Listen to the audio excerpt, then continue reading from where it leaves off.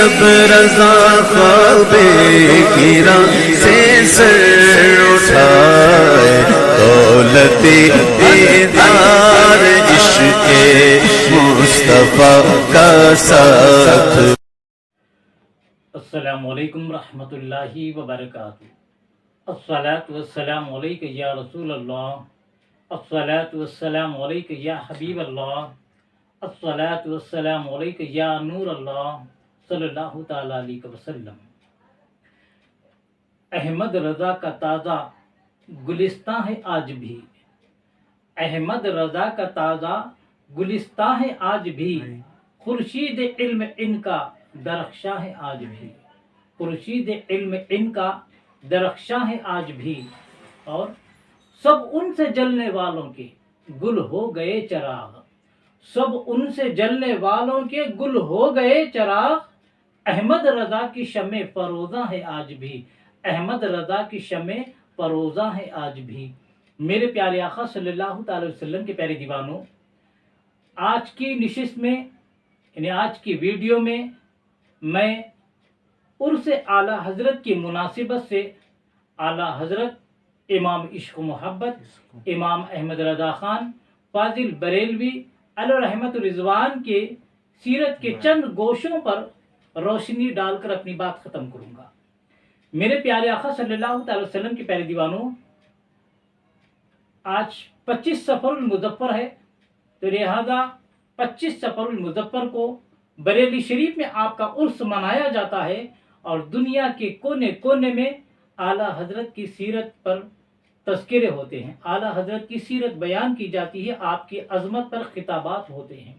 لہذا میں بھی آپ کی بارگاہ میں خراج عقیدت پیش کرنے کے لیے چند کلمات آپ کی عظمت کے بیان کر کے اپنی بات ختم کروں گا۔ میرے پیارے آقا صلی اللہ تعالی وسلم کے پیارے دیوانوں، اہل علم اور دانشور تو واقف ہیں کہ اعلیٰ حضرت کی شخصیت کیا ہے، لیکن آج میں اس ویڈیو میں سادہ لوح عوام، جو بھولے بھالے عوام ہیں، جو سنی مسلمان ہیں، یا عام سادہ مسلمان جو اعلیٰ حضرت سے لا علم ہیں، اعلیٰ حضرت سے ناواقف ہیں، ان کی آسانی کے لیے آسان زبان میں اعلیٰ حضرت کا مختصر تعارف پیش کر رہا ہوں۔ میرے پیارے آقا صلی اللہ تعالی وسلم کے پیارے دیوانوں، ابو داؤد شریف کی حدیث ہے کہ اللہ کے رسول صلی اللہ تعالی وسلم ارشاد فرماتے ہیں کہ اللہ تبارک و تعالی ہر 100 سال پر یعنی ہر صدی پر ایک مرد کامل کو یعنی مجدد کو پیدا فرماتا ہے، اور وہ مرد کامل کیا کرتا ہے؟ وہ مرد کامل امت کے لیے دین کو تازہ کرتا ہے۔ یعنی مفہوم کیا ہے؟ اللہ تبارک و تعالی ہر 100 سال پر ایک مجدد کو پیدا فرماتا ہے، دنیا میں بھیجتا ہے، اور مجدد کا کام کیا ہوتا ہے؟ قرآن و حدیث کی روشنی میں، اپنے علم کی روشنی میں دین کے اندر جو خرابیاں آ چکی ہوتی ہیں، چاہے وہ اعتقادی خرابی ہو، چاہے وہ عملی خرابی ہو، دونوں کو وہ دور فرماتا ہے اور دین کو صاف ستھرا فرما دیتا ہے، برائیوں کو ختم کر دیتا ہے۔ میرے پیارے آقا صلی اللہ علیہ وسلم کے پیارے دیوانوں، تو اعلیٰ حضرت امام عشق و محبت امام احمد رضا خان فاضل بریلوی علیہ رحمت رضوان اس 14ویں صدی کے مجدد ہیں۔ 14ویں صدی کے مجدد کا نام اعلیٰ حضرت ہے، میرے پیارے آقا صلی اللہ علیہ وسلم کے پیارے دیوانوں، اور یہ مجدد کا لقب آپ کو اس دور کے علماء نے عطا فرمایا ہے۔ آپ کی علمی خدمات کو دیکھ کر، آپ کے عشق رسول صلی اللہ علیہ وسلم کے کام کو دیکھ کر، آپ نے امت کے دل میں عشق رسول صلی اللہ علیہ وسلم جو بویا، امت کے سینے کو عشق رسول کا جو مدینہ بنا دیا، اور بد مذہبوں کے خلاف آپ نے جو کام کیا، آپ کی مکمل ان جملہ خدمات کو دیکھ کر اس دور کے علماء نے آپ کو مجدد کا لقب عطا فرمایا۔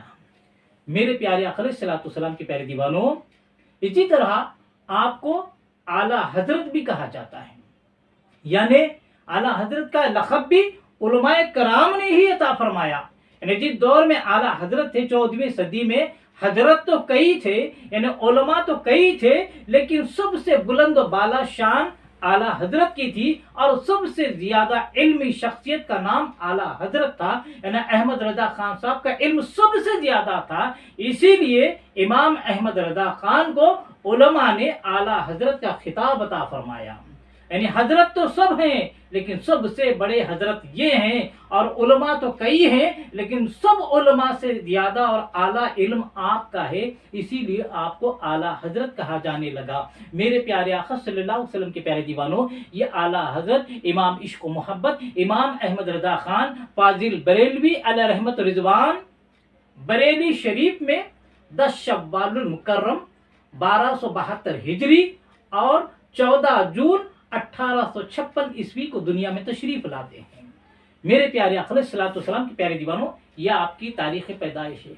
4 साल की उम्र में आप कुरान मजीद नाज़रा ख़त्म फरमा लेते हैं, और जब 6 साल की उम्र आपकी होती है, आप एक बहुत बड़े मजमे के सामने, बहुत बड़े जलसे में आप मीलाद शरीफ पढ़ते हैं। उस वक्त आपकी उम्र सिर्फ 6 साल होती है। ये बचपन ही से आला हजरत की उठान थी।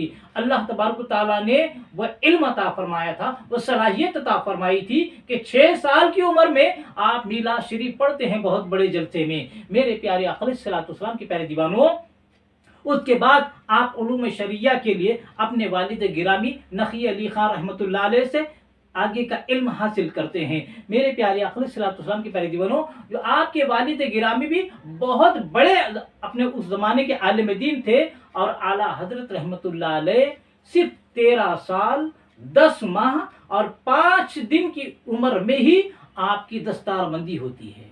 यानी जिस वक्त आला हजरत की उम्र होती है, आप 4 साल में नाज़रा कुरान ख़त्म कर लेते हैं, और 6 साल में मीलाद शरीफ भी पढ़ लेते हैं। उसके बाद मेरे प्यारे आका अलैहिस्सलाम के प्यारे जीवनों, आगे के उलूम अपने वालिद गिरामी से हासिल करते हैं। और जिस वक्त आला हजरत की उम्र 13 साल 10 माह 5 दिन की होती है, आपकी दस्तारबंदी कर दी जाती है, और उसी दिन से आप फतवा नवीसी का काम शुरू कर देते हैं। ये था आला हजरत का इल्म, ये था आला हजरत की उठान कि 13 साल 10 माह और 5 दिन की उम्र में ही आप फतवा नवीसी का काम शुरू फरमा देते हैं। मेरे प्यारे आका अलैहिस्सलाम के प्यारे दीवानों, आप हाफिज भी थे, लेकिन हिफ्ज आपने बाद में किया। हाफिज होने का वाकया यह है कि एक शख्स, आपको कई खुतूत आते थे, एक शख्स ने आपको खत में हाफिज लिख दिया। आला हजरत इमाम इश्क व मोहब्बत ने देखा कि मैं हाफिज नहीं हूं, लेकिन उसने आला हजरत को यानी मुझे हाफिज लिख दिया, तो लिहाजा आप शर्मिंदा हुए और कहा कि दिल में सोचा कि मैं हाफिज नहीं हूं, इसके बावजूद लोग मुझे हाफिज कह रहे हैं, हाफिज लिख रहे हैं। उसी दिन आपने तय कर लिया कि मैं अल्लाह के कलाम को याद कर लूंगा, अल्लाह के कलाम को हिफ्ज कर लूंगा। तो मेरे प्यारे आका अलैहिस्सलाम के प्यारे जीवनों, देखिए इस कायनात में जितने मुसलमान हैं, उन मुसलमानों में कोई बच्चा या कोई मुसलमान कुरान हिफ्ज करने शुरू करता है। कोई 3 साल में हिफ्ज करता है, कोई 2 साल में हिफ्ज करता है, कोई 1.5 साल में हिफ्ज करता है, कोई साल में हिफ्ज करता है।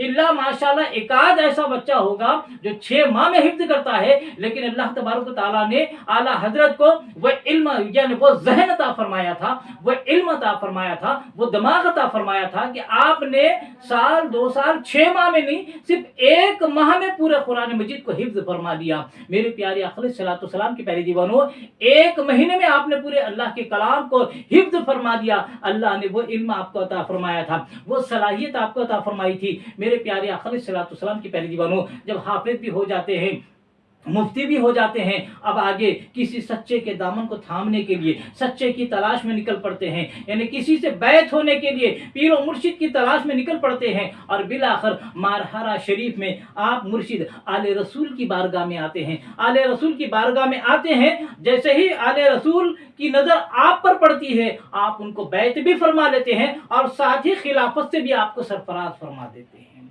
ये था आला हजरत का मुकाम। लोग मुरीद होते थे, लेकिन आला हजरत को पीर व मुर्शिद आले रसूल रहमतुल्लाह अलैह ने मुरीद भी किया, बैत भी किया, और साथ ही आपको खिलाफत से भी सरफराज फरमा दिया। अब मुर्शिद आले रसूल के पास जो दूसरे मुरीदेन बैठे हुए थे, उन्होंने पूछा, हजरत बात क्या है? कई लोग मुरीद होने आते हैं और मुरीद होने के बाद उनको मुजाहिदा कराया जाता है, उनकी रियाजत कराई जाती है, इबादत कराई जाती है, तज़किया नफ्स किया जाता है, उसके बाद उन्हें खिलाफत से सरफराज फरमाया जाता है। लेकिन ये हम क्या देख रहे हैं, अहमद रज़ा आए, उनको बैत भी आपने कर दिया और साथ ही खिलाफत से भी सरफराज फरमा दिया। ये बात हमारी समझ में नहीं आई। पीर और मुर्शिद आले रसूल फरमाते हैं, लोगों बात दरअसल ये है, जो भी मुरीद होने के लिए आता है وہ اپنا دل گندا لے کے آتا ہے. لہذا مرید کرنے کے بعد، بیعت کرنے کے بعد، ریاضت کے ذریعے، مجاہدے کے ذریعے، تزکیہ نفس کے ذریعے اس کے دل کو صاف ستھرا کرنا پڑتا ہے. جب کہیں جا کر اسے خلافت عطا فرمائی جاتی ہے، خلافت سے سرفراز فرمایا جاتا ہے. لیکن میں نے دیکھا احمد رضا نے جو آیا ہے، احمد رضا بیعت ہونے کے لیے جب آیا ہے، یہ گندا دل نہیں بلکہ صاف ستھرا دل لے کر آیا تھا. اس کو زیادہ محنت کی ضرورت نہیں تھی، اسی لیے میں نے بیعت کے ساتھ اسے خلافت سے بھی سرفراز فرما دیا. میرے پیارے آقا علیہ الصلوۃ والسلام کی پیارے دیوانوں، تو یہ تھا اعلیٰ حضرت کا مقام. آپ بیعت بھی ہو جاتے ہیں اور ساتھ ہی خلافت سے بھی آپ کو سرفراز کیا جاتا ہے. میرے پیارے آقا علیہ الصلوۃ والسلام کے پیارے دیوانوں، اعلیٰ حضرت کون ہے؟ آج لوگ پوچھتے ہیں کون ہے اعلیٰ حضرت؟ تو مختصر لفظوں میں کہتا ہوں، میرے پیارے آقا علیہ الصلوۃ والسلام کے پیارے دیوانوں، 14ویں صدی کی ایک عظیم شخصیت کا نام اعلیٰ حضرت ہے. اعلیٰ حضرت کس کا نام ہے؟ 14ویں صدی کی ایک عظیم شخصیت کا نام اعلیٰ حضرت ہے. بہت سی خوبیوں کے مجموعے کا نام اعلیٰ حضرت ہے. دنیا وہابیت و دیوبندیت کو ڈھانے کا نام اعلیٰ حضرت ہے. دنیا وہابیت و دیوبندیت کو ڈھانے والے کا نام اعلیٰ حضرت ہے. اور دنیا وہابیت اور دیوبندیت کے منہ پر بھرپور تماچا مارنے والے کا نام اعلیٰ حضرت ہے. علم غیب رسول صلی اللہ علیہ وسلم پر دلائل کے انبار لگانے والے کا نام اعلیٰ حضرت ہے. میرے پیارے آقا علیہ الصلوۃ والسلام کے پیارے دیوانوں، غوث پاک کے کردار کا نام اعلیٰ حضرت ہے. سنیت کی مشال راہ کا نام اعلیٰ حضرت ہے. اور حقیقت تو یہ ہے کہ عشق رسول صلی اللہ علیہ وسلم کے مجسمے کا نام اعلیٰ حضرت ہے. میرے پیارے آقا علیہ الصلوۃ والسلام کے پیارے دیوانوں، اعلیٰ حضرت کی کیا کیا تعریف کروں، جتنی اپنی طاقت ہے اتنی تعریف کر رہا ہوں. آپ کی ہستی تو وہ ہے، آپ کی شخصیت تو وہ ہے، گھنٹوں بیان کرے آپ کی تعریف کم نہیں ہوگی، آپ کی عظمت کم نہیں ہوگی. میرے پیارے آقا علیہ الصلوۃ والسلام کے پیارے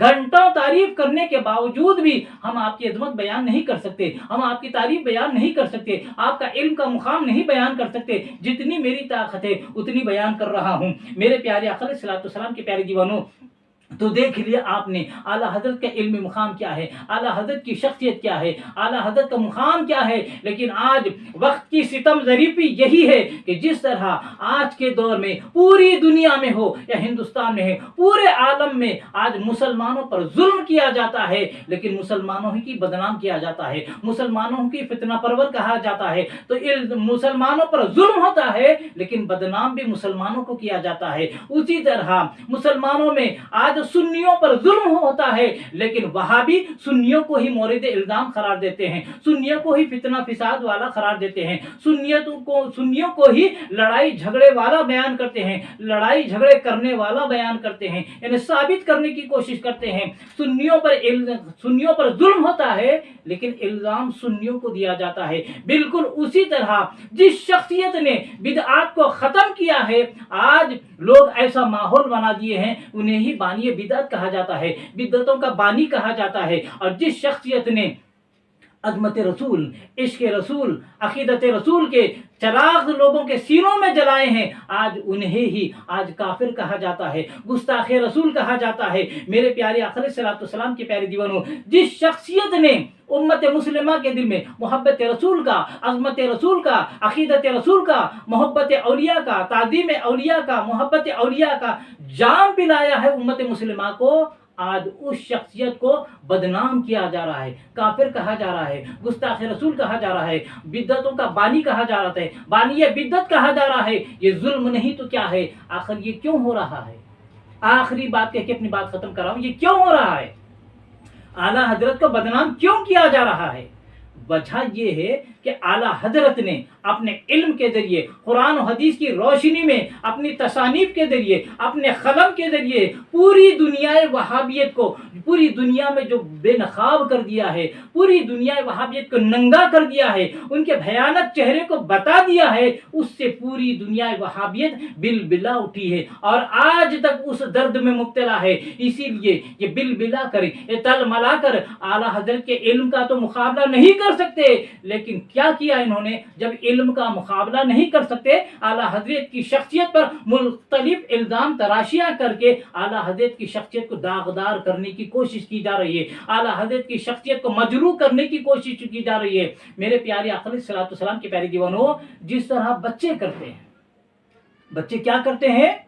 جب انہیں کوئی مارتا ہے تو جب وہ اس کا مقابلہ نہیں کر سکتا کوئی بچہ، بڑا کوئی جب مارتا ہے کہ اس سے زیادہ طاقتور کوئی مارتا ہے بچے کو، تو وہ بچہ کیا کرتا ہے، جب اس سامنے والے کا مقابلہ نہیں کر سکتا تو دور جا کر جس نے اسے مارا ہے اسے گالیاں دینا شروع کرتا ہے۔ کیوں؟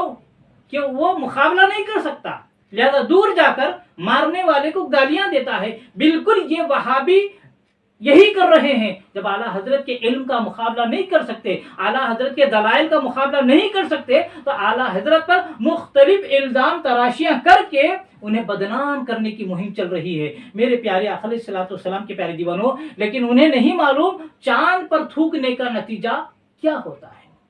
چاند پر تھوکنے کا نتیجہ کیا ہوتا ہے؟ اللہ تبارک و تعالیٰ انہیں ہدایت عطا فرمائے۔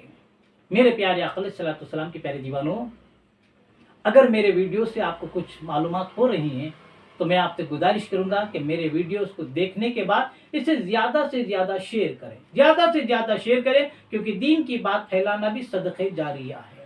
اور گزارش کروں گا کہ میرے چینل کو سبسکرائب کریں اور بیل آئیکن کو بھی ضرور دبا لیں، تاکہ میری جانب سے جو بھی ویڈیو اپلوڈ ہوتی ہے سب سے پہلے اس کی نوٹیفیکیشن آپ تک پہنچ سکے۔ اللہ تبارک و تعالیٰ سے دعا ہے کہ اللہ تبارک و تعالیٰ ہمیں عشق رسول میں جینے اور مرنے کی توفیق عطا فرمائے، رسول اعظم صلی اللہ علیہ وسلم کی سچی محبت نصیب فرمائے، اور مرتے دم تک ہمیں تعلیمات اعلیٰ حضرت پر عمل کرنے کی توفیق عطا فرمائے، خاتمہ فرمائے تو ایمان پر خاتمہ عطا فرمائے۔ وما علینا الا البلاغ المبین۔ السلام علیکم رحمۃ اللہ وبرکاتہ۔